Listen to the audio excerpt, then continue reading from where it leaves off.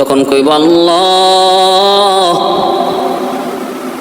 গুনার কারণে আজকে জাহান্নামী। ও মালিক, আজকে জাহান্নামে আছি আমি, কিন্তু মালিক এতটা বৎসর পর্যন্ত জাহান্নামের আগুনে জ্বলতেছি, তোমারে কত ডাকলাম আল্লাহ। দুনিয়াতে শুনেছিলাম তোমার নাম রহমান, তোমার নাম হলো রহিম, তুমি অতি দয়ালু, তুমি অতি দয়ালু, কিন্তু আমি দয়ার কিছুই এখনো পর্যন্ত পাই নাই। আল্লাহ, শুনেছি হাসরের মাঠে তোমার দয়া দ্বিগুণের দ্বিগুণ বেড়ে যাবে, 99 গুণ দয়া আর মায়া লইয়া তুমি হাসরের মাঠে বসবে। কিন্তু মালিক, আজকে আমি এতটা বৎসর জাহান্নামের আগুনে জ্বলতেছি, আল্লাহ তোমার রহমান রহিম নামের একটু দয়া আর মায়া আমি তালাশ করি, আমি চাই, আমি প্রার্থনা করি, আমি একটু তোমার কাছে প্রার্থী। মনের বড় ইচ্ছা, মনের বড় আশা, রহমান রহিম নামের খাতিরে একটু দয়া করো, মায়া করো। রব্বুল আলামিন বলেন, কি দয়া করব, কি মায়া করব, একটু তুই বল। আল্লাহ, আমাকে তুমি যেখানে ফালায়া রাখছো এটা জাহান্নামের বড় নিচ, জাহান্নামের অতল গব্বর, আমাকে দয়া করে যদি একটু তুমি উপরে রেখে দিতা, উপরে যদি একটু রেখে দিতা, তাহলে আমার আল্লাহ জাহান্নামের উপরে যদি একটু রেখে দিতা, এতটুকুই তোমার কাছে আমার প্রার্থনা, দাবি। আমি জাহান্নাম থেকে বের করে দাও এমন দাবি করতে পারি না, কারণ আমি একজন দাগী আসামি।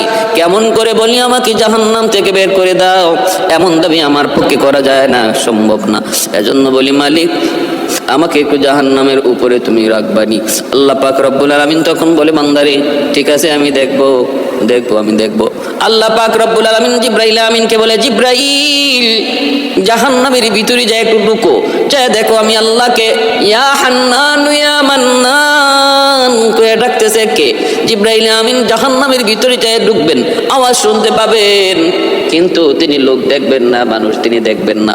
আওয়াজ পাইবেন কিন্তু মানুষ তিনি পাবেন না। জিব্রাইল আমিন তখন আল্লাহর কাছে বলবে, মালিক আওয়াজ তো আমিও পাই, কিন্তু মানুষ তো দেখি না। জাহান্নামের আগুনে দীর্ঘদিন পর্যন্ত জ্বলার কারণে লোকটার মানুষের আকৃতি নাই, কয়লা হয়ে গেছে, কয়লা, একটা কয়লার আকৃতি হয়ে গেছে।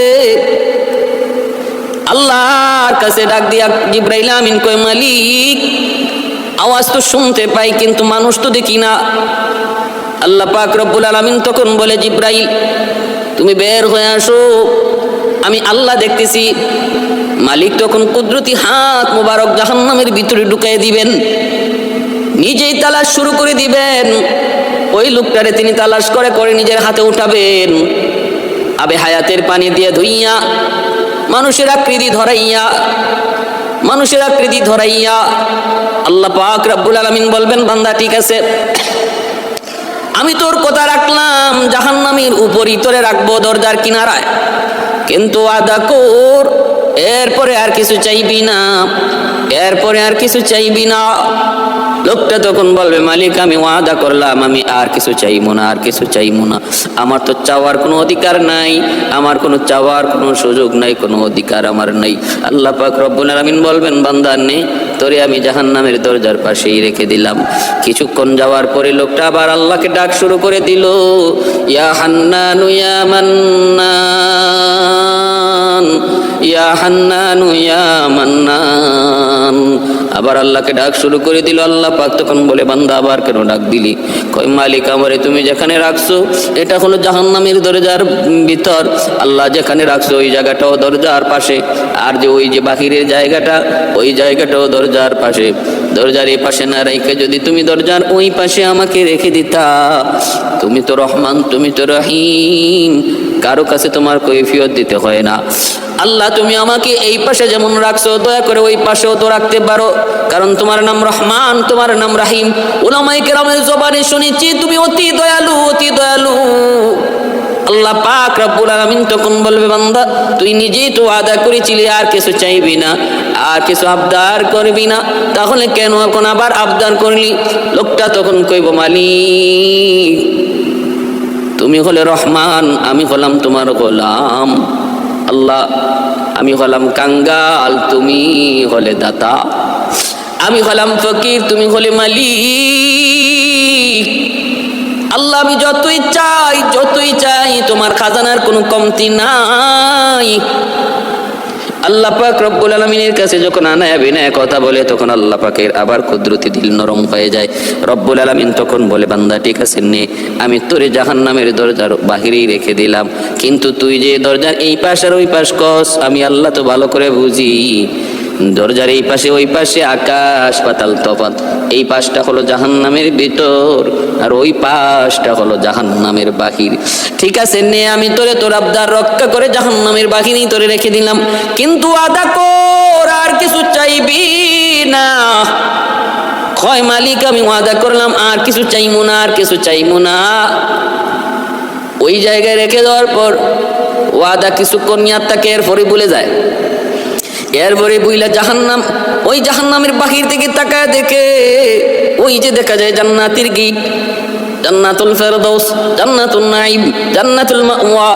এইভাবে জান্নাতের গেটগুলো দেখতেছে, দেখেই আবার আল্লাহকে ডাক দিছে, আল্লাহকে আবার ডাক দিছে, ইয়া হান্নান ইয়া মান্নান, ইয়া হান্নান ইয়া মান্নান কই আবার ডাক দিছে। আল্লাহ পাক রব্বুল আলামিন কয়, বান্দা কেন ডাক দিলি, কি জন্য ডাক দিলি? কয় মালিক ওই যে দেখা যায় জান্নাতের গেট, ওই যে দেখা যায় জান্নাতের গেট। আল্লাহ তুমি আমাকে যেখানে রাখছো এই জায়গাটা জান্নাতও না জাহান্নামেও না, এখানে রাখা যে কথা জান্নাতের গেটের পাশে রাখা এক কথা, ওই আমাকে জান্নাত দিয়ে দেও আমি বলি না, তবে এতটুকু বলি মালিক আমাকে এখানে না রেখে দয়া করে তুমি একটু জান্নাতের গেটের পাশে রেখে দাও। আল্লাহ পাক রব্বুল আলামিন তখন বলবে, বান্দা একটু খেয়াল করে দেখ, কতবার ওয়াদা করলি আর কতবার ওয়াদা ভাঙলি। তুই নিজেই বলছো আর কিছু চাইবি না, এটা তোর ওয়াদা না? কয় ওয়াদা। তাহলে আবার চাইলি কেন? কয় মালিক আমি তোমার দয়ার কাঙ্গাল, আমি তোমার মায়ার কাঙ্গাল, আমি তোমার রহম দয়া মায়ার কাঙ্গাল।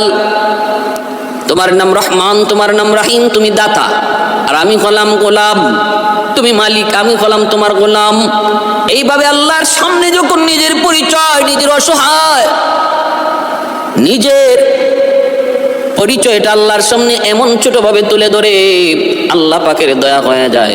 আল্লাহ পাক রব্বুল আলামিন তখন বলে, বান্দা ঠিক আছে তুই ঠিক বলেছো, আমি আল্লাহ দয়ার সাগর আর তুই হলে আমার দয়ার কাঙ্গাল। ঠিক বলেছো তুমি, নেও আমি তোমাকে তোমার কথা মতো জান্নাতের গেটের পাশেই রেখে দেব, কিন্তু ওয়াদা কর এরপরে আর কিছু চাইবি না। কয় আল্লাহ এরপরে আর চাওয়ার কি আছে? এরপরে তো চাওয়া আমার জান্নাত দিয়ে দাও। আমি এটা কেমনে কই, কোন সাহসে কই? কারণ আমার তো জান্নাতে যাওয়ার কোনো পুঁজি নাই, কোনো উসিলা নাই। আল্লাহ বলেন ঠিক আছে, কথা ঠিক রাখবি, জবান ঠিক রাখবি, নে তোরে আমি জান্নাতের গেটের পাশেই রেখে দিলাম, কিন্তু জবান যেন ঠিক থাকে, কথা যেন ঠিক থাকে। কিছুক্ষণ পর্যন্ত ওয়াদার কথা ইয়াদ রাখে, এরপরই ভুলে যায়। আল্লাহ পাক রব্বুল আলামিন, আল্লাহ পাকের মানসা হলো তারে আল্লাহ জান্নাত দিবেন, কিন্তু কেমনে দিবেন? কোনো আমল নাই, আছে শুধু ঈমান। এজন্য দৌড়ে জান্নাতের ভিতরে নয়, এইরকম ভাবে আস্তে আস্তে আস্তে আস্তে আল্লাহ তারে জান্নাত দিবে। সর্বশেষ লোকটা, এই লোকটাই হবে জান্নাতি। এরপরে আর কোনো লোককে আল্লাহ জান্নাতি দিবেন না, এই লোকটাই হবে সর্বশেষ জান্নাতি। এই লোকটা জান্নাতে ঢোকার পর জান্নাতের দরওয়াজা আল্লাহ সিলগারা মেরে দিবেন, জাহান্নামের দরওয়াজাও সিলগারা মারা হবে। এরপরে কোনো লোক জান্নাতে যাবে না, জাহান্নামেও যাবে না। মরণটারে আল্লাহ দুম্বার আকারে জবাই করে, এই মরণকে দুম্বার আকারে জবাই করে দিবেন। সর্বশেষ এই মানুষটা হবে জান্নাতি। এই মানুষটার নেকি বলতে কিছুই নাই, সওয়াব বলতে কিছুই নাই, কিন্তু আল্লাহ পাক রব্বুল আলামিন ঈমানের খাতিরে আল্লাহ তারে জান্নাত দিতেছেন। কেমনে দিতেছেন, কিভাবে দিতেছেন? ওই যে দরজার পাশে আল্লাহ রেখে দিলেন, এবার লোকটা জান্নাতের গেটের পাশে বারবার শুধু তাকায়, একটু ছিদ্র তালাশ করে জান্নাতের ভিতরে কি আছে একটু দেখতে মন চায়। হায় আমার মালিক, জান্নাতের ভিতরে কি রাখছে একটু দেখতে মন চায়। ছিদ্র তালাশ করে কিন্তু পায় না। আল্লাহ পাক রব্বুল আলামিন সব কিছু দেখেনি না, দেখে না, আল্লাহ সব দেখতেছেন। আল্লাহর মানসা, আল্লাহ তারে জান্নাত দিবে, কিন্তু সহজে না, একটু কষ্টে। কারণ পিছনে পুঁজি নাই। মালিক একটা জান্নাতি বাতাস ছেড়ে দিলেন, ওই জান্নাতি বাতাসের কারণে জান্নাতের গেটটা অল্প সময়ের জন্য একটু ফাঁক হয়ে গেল। এক পলকের জন্য নজর জান্নাতের ভিতরে যায় পড়ছে এক পলকের জন্য। যেই মাত্র জান্নাতের ভিতরে এক পলকের নজর যায় পড়লো, জান্নাতের নাজ নিয়ামতের দৃশ্যগুলো এক পলকের জন্য আল্লাহর গোলাম দেখে নিল। আর কি পরিমাণ নাজ নিয়ামত আল্লাহ জান্নাতে রাখছে। আল্লাহ নিজে কয় আদাতুল ইবাদিয়াস সালিহিন মা লা আইনুন রাআত ওয়ালা উযুনুন সামিআত ওয়ালা খাতার আলা কলবি বাশার। আল্লাহ বলতেছে বান্দারি জান্নাতের ভিতরে তো নাজ নিয়ামত আমি আল্লাহ রেখে দিয়েছি। এই নিয়ামতের কথা কোনোদিন তোমরা শুনো নাই, এই নিয়ামতের দেখো নাই, এই নিয়ামতের কথা কল্পনাও কোনোদিন করো নাই, কল্পনাতেও আসে নাই এত নাজ নিয়ামত এত আরাম আয়েশ আমি আল্লাহ জান্নাতে রেখে দিয়েছি। এক পলকের জন্য যখন জান্নাতের ভিতরে নজরটা পড়ছে, আবার চিৎকার দিয়ে ডাক শুরু করেছে ইয়া হান্নান ইয়া মান্নান ইয়া হান্নান ইয়া মান্নান। আবার আল্লাহকে ডাক শুরু করেছে। মালিক বলে কি হয়েছে রে বান্দা, আবার কেন ডাক দিলি? কয় মালিক আমারে তুমি কি দেখাইছো? এতদিন দেখি নাই, ভালোই ছিলাম, কিন্তু দেখায় তো আমাকে পাগল বানিয়ে দিছো, পাগল। আমি তো তোমার জান্নাতের পাগল হয়ে গেছি। আল্লাহ কি দেখাইলা তুমি, কি দেখাইলা? এই বলে চিৎকার দেওয়া শুরু করেছে। ভাইরা বন্ধুরা, আল্লাহ পাক কয় এখন কি চাস বল, তো পাগলামি করে লাভ নাই, কোক কি চাইবে একটু চা, কি বলবি একটু বল। কয় মালিক আমারে তুমি একটু জান্নাতটা দেখাই বানি, ভালো করে দেখাই বানি। আমি তো জান্নাতে যাইতে চাই এমনটা বলি না, আমি বলতেছি আমাকে তুমি একটু জান্নাত দেখাই বানি মালিক। আমি শুধু ভিতরে ঢুইকা একটু জান্নাতটা দেখবো, দেখে আবার দৌড় দিয়ে বের হয়ে আসবো। আমি থাকবো না কারণ থাকার কোনো অধিকার আমার নাই। আল্লাহ পাক রব্বুল আলামিন তখন বলবে বান্দা ঠিক আছে, তোর কথা ঠিক আছে নি, এতক্ষণ পর্যন্ত কতগুলি ওয়াদা করলি আর কতগুলি ওয়াদা ভাঙলি, একটু খেয়াল করে দেখ। এখনো যে তুই তোর ওয়াদার উপরে অটল থাকবি, অবিচল থাকবি, এখনো যদি তুই কথার উপরে এখনো মজবুত থাকবি, এর কি গ্যারান্টি আছে? কোনো গ্যারান্টি নেই। জান্নাতের ভিতরে ঢুইকা তুই ভিতরে থাকবি না, বের হয়ে আসবি, কি গ্যারান্টি আছে? কারণ এতগুলি ওয়াদা তুই করলি, কোনো ওয়াদাই তো রক্ষা করলি না। কয় মালিক এই ওয়াদা আমি ভাঙবো না, 100% এই ওয়াদা আমি রক্ষা করব। আল্লাহ আমার উপরে বিশ্বাস করো, বিশ্বাস করো। রব্বুল আলামিন তখন বললেন ঠিক আছে নে, আমি তোরে সুযোগ করে দিলাম, যা। এই বলে আল্লাহ পাক জান্নাতের দরওয়াজা তার জন্য খুলে দিলেন, আর বলে দিলেন মনে রাখবি, দেখবি, বের হয়ে আসবি, দেরি করবি না। কয় না গো মালিক, দেরি করব না, দেরি করব না। গেটটা আল্লাহ যেই মাত্র খুলে দিলেন, হাদিস শরীফে আল্লাহর নবী বলেন লোকটা ভিতরে দৌড় দেওয়ার জন্য প্রস্তুতি নিতেছে। খোলা মাত্রই এমন দৌড়, আর তারে কে পায়? শুধু ভিতরে ঢুকে জান্নাতের ভিতরে ঢুকতেছে, বের হওয়ার কোনো চিন্তাই নাই, বের হওয়ার কোনো মাথা ব্যথাই নাই, শুধু ভিতরে ঢুকতেছে। তার মনে চিন্তা হলো বের হতে ওজন একটু সময় লাগে, আগে ভিতরে ঢুইকা লই, তারপরে যা হয় বুঝবো।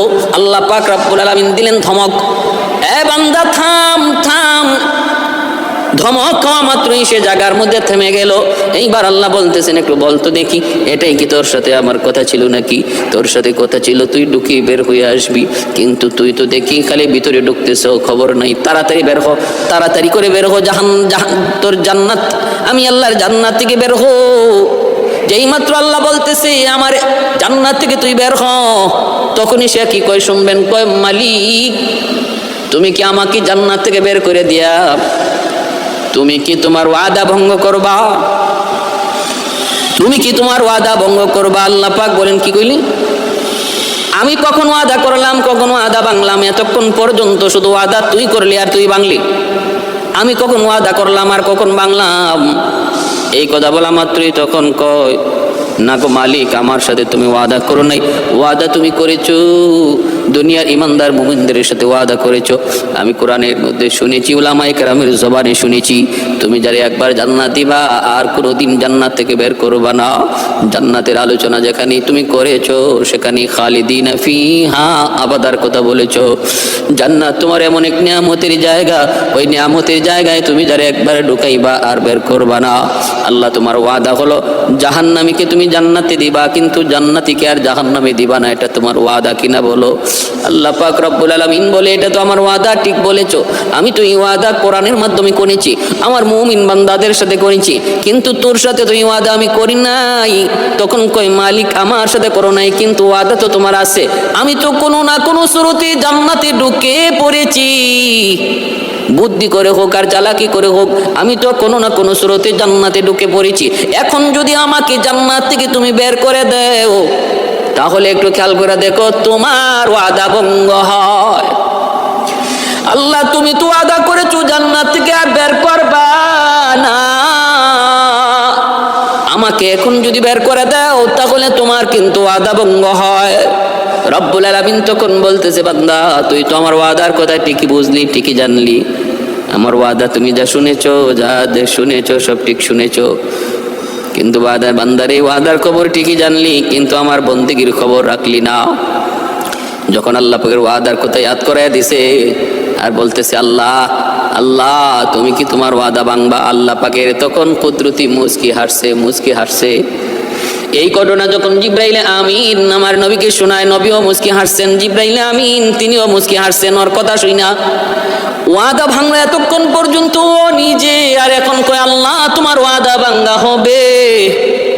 এত বড় চালাকি, আর যখন কয় আমি তো ঢুকে গেছি কোনো না কোনো ভাবে, চালাকি করে হোক আর বুদ্ধি করে হোক। তার এই কথা আর কার্যকলাপ শুনে আমার নবী তিনি হাসলেন, জিব্রাইল হাসলেন, সাহাবায়ে কেরাম হাসলেন।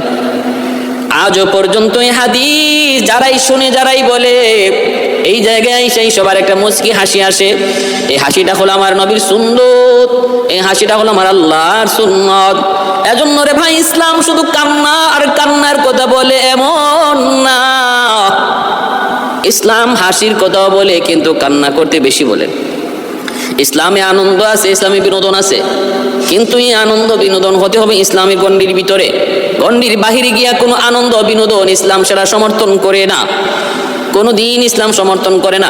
ইসলাম আনন্দ বিনোদনের সমর্থন করে, কিন্তু ইসলামের গণ্ডির ভিতরে আমার নবী রহমতের নবী কৌতুক করেছেন, মজাক করেছেন, আমার নবী কৌতুক করেছেন, মজাক করেছেন।